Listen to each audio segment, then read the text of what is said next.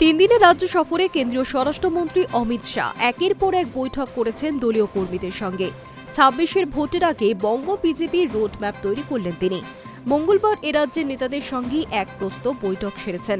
এরপর বুধবার আবারও দলীয় নেতাদের নিয়ে কোর কমিটির বৈঠক করেছেন।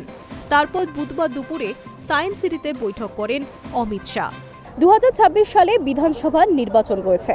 নির্বাচনের আগে ফের একবার রাজ্যে এসেছে অমিত শাহ। 3 দিনের রাজ্য সফরে তিনি এসেছেন কলকাতায়। সোমবার দিন রাতেই তিনি কলকাতায় চলে এসেছেন। বুধবার আজ তার এই কলকাতায় শেষ দিনের সফর। মঙ্গলবার তিনি একাধিক বৈঠক করেছেন। মঙ্গলবার তিনি সাংবাদিক বৈঠকও করেছেন এবং আজ বুধবার দিনকে কিন্তু তার দলীয় কর্মীদের সঙ্গে একাধিক পরপর তার বৈঠক রয়েছে। দুপুর 1:45-এও তিনি বুথ কর্মীদের সঙ্গে সায়েন্স সিটিতে তিনি বৈঠক করছেন। আমরা এখন উপস্থিত রয়েছি সেই সায়েন্স সিটিতে। পাশাপাশি এখানে নিরাপত্তার প্রশ্ন যে উঠছে, সেই নিরাপত্তা যদি আপনাদের বলি রাখি যে প্রচুর কঠোর নিরাপত্তা পুলিশ প্রশাসনের তরফ থেকে কিন্তু এখানে নেওয়া রয়েছে। পাশাপাশি যারা বিজেপির সমর্থকরা রয়েছেন তারাও কিন্তু দেখা যাচ্ছে দূর দূরান্ত থেকে সেই সমস্ত সমর্থকেরা এখানে এসে উপস্থিত হয়েছে। নেতা কর্মীরা কি বলছেন দেখে নেওয়া যাক। সামনেই নির্বাচন, তার আগে বাংলা দখল করতে মরিয়া গেরুয়া শিবির। তৃণমূল মুক্ত হোক পশ্চিমবঙ্গ, বললেন বিজেপি নেতা রাহুল সিনহা। দেখুন, একটাই তো বার্তা, তৃণমূল মুক্ত পশ্চিমবাংলা।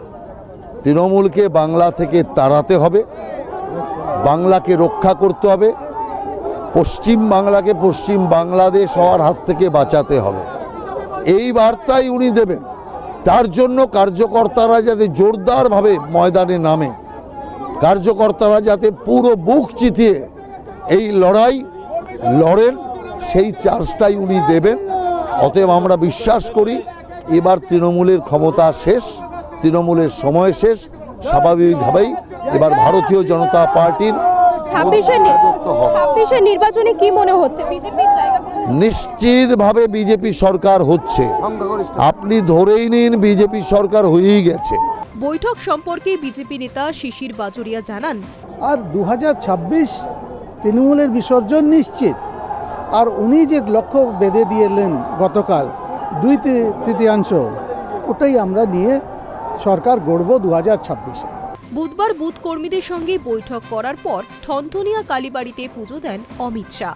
সন্ধ্যের পর দিল্লির উদ্দেশ্যে রওনা দেন অমিত শাহ। গেরুয়া শিবিরের রাজ্য সফর কতটা কার্যকর হয় এখন সেটাই দেখার। High News network.